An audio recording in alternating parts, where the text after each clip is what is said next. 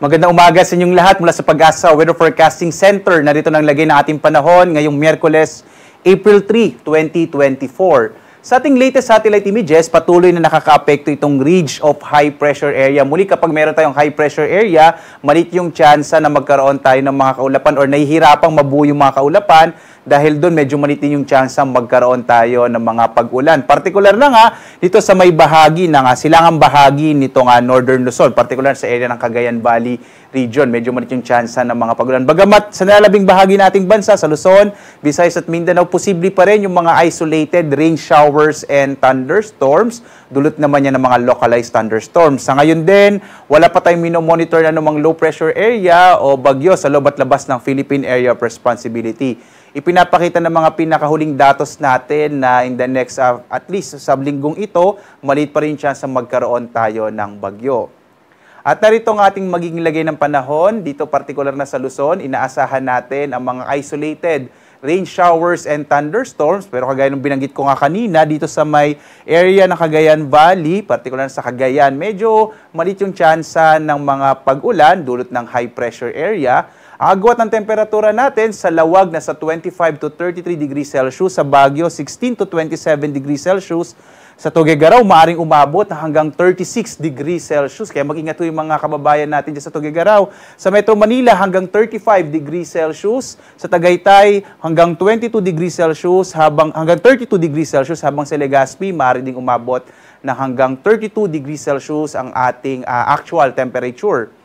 Samantala, dito sa may bahagi ng Palawan, Visayas at Mindanao, yung Palawan at Visayas patuloy na makararanas ng mga isolated rain showers and thunderstorms.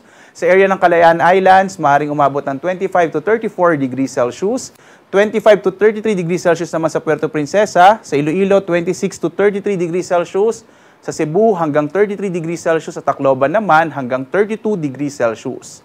Sa mga kababayan din natin sa Mindanao, mga isolated rain showers and thunderstorms sa mararanasan natin. Medyo mainit at tanghali din ang maaaring maranasan sa araw na ito. Agwat ang temperatura sa Zamboanga, 24 to 35 degrees Celsius. Sa Cagayan de Oro, 24 to 32 degrees Celsius. Sa Davao, hanggang 35 degrees Celsius. Wala pa rin tayong nakataas na gale warning, so ligtas pa rin pumalaot yung mga sakyang pandagat kahit yung maliliit na mga bangka sa mga baybayin ng ating bansa. Narito naman natin inaasahang panahon sa mga susunod na araw. Dito sa may bahagi ng Luzon, makikita natin mga isolated rain showers and thunderstorms sa mararanasan. Maaring uminit pa sa mga susunod na araw, lalo na't wala pa nga tayong nakikita na anumang low pressure area na makakaapekto sa ating bansa. Sa Kamaynilaan, nasa 24 to 35 degrees Celsius. Sa Baguio City, posible naman na 16 to 28 degrees Celsius. Sa Legazpi naman, nasa 24 to 33 degrees Celsius. Sa bahagi naman ng Kabisayaan, mga isolated rain showers and thunderstorms din na maaari nating maranasan. Sa Metro Cebu, 25 to 33 degrees Celsius. Sa Iloilo, nasa 26 to 33 degrees Celsius. Sa Tacloban naman, 24 to 33 degrees Celsius. Samantala, dito sa mga kababayan natin, partikular na sa may eastern section ng Mindanao, dito sa Metro Davao, posibleng bukas may tsansa ng mga pag-ulan or mas malaki yung tsansa ng mga pag-ulan dahil posibleng makapekto yung easterlies. Maaaring magdala ito ng mga kalat-kalat na pag-ulan, pag-inat, pagkulog bukas, araw ng Huwebes hanggang Biyernes.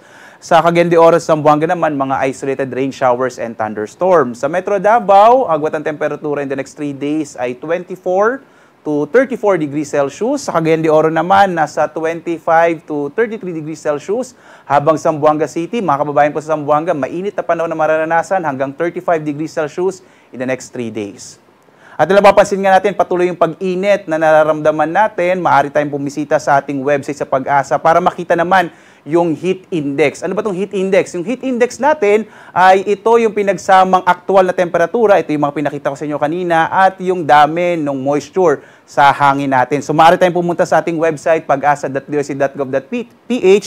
Pumunta tayo dito sa weather at makikita natin yung heat index. Pag kinilik natin yung heat index, makikita natin yung mga values na to sa iba't ibang lugar sa ating bansa. Makikita natin yung computed na 5-day heat index at yung inaasahan natin na heat index in the next 2 days.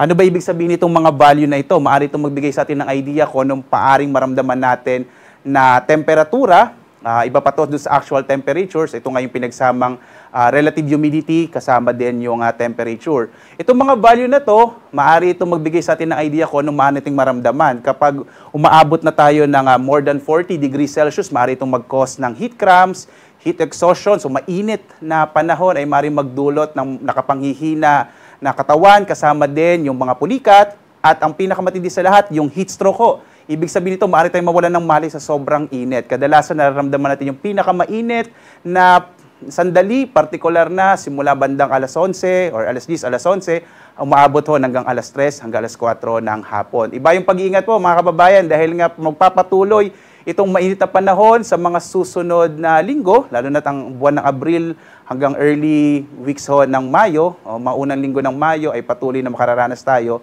ng mainit na panahon. Samantala naman, ang ating araw ay sisikat, ganap na 5:50 na umaga at lulubog, ganap na 6:09 ng gabi. At sundan tayo sa iba't ibang mga social media platforms. Kahit itong mainit na panahon, posible pa rin magkaroon tayo ng mga thunderstorms para malaman natin yung mga updates sa ating mga thunderstorms, advisories at rainfall information.